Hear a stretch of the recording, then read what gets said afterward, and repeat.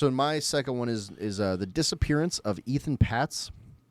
Now, I think I've heard of this one. yeah, Okay. it's pretty popular and famous for if you're looking into like missing persons and things like that.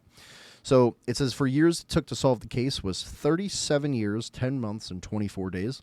The crime date was May 25th, 1979, and the conviction date was April 18th, 2017. The victim was Ethan Patz, and the suspect was Pedro Hernandez. Location of the crime is Manhattan, New York. And then what it says here is the disappearance of Ethan Patz is another high-profile cold case that went unsolved for decades. For years, Patz's disappearance gripped the nation, and he was one of the first children to be profiled on the photo on a milk carton campaigns of the early 1980s.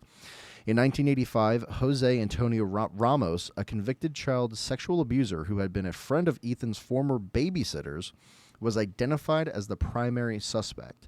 However, there was never enough evidence to convict Ramos.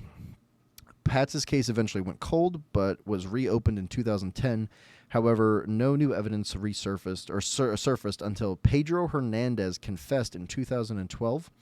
Hernandez was charged with second-degree murder, but the initial trial was dismissed because Hernandez's lawyers argued that he had limited intelligence and a personality disorder that makes it difficult for him to distinguish between reality and fantasy. Oh, my. Following a mistrial in 2015, Hernandez was eventually sentenced to life in prison with the possibility of parole after serving at least 25 years in 2017. Was that recent? 2015? 2017.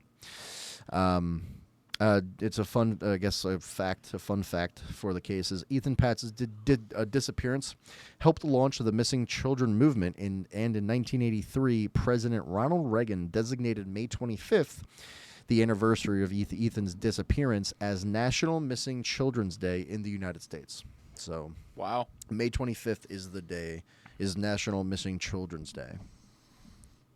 Damn. So, how did I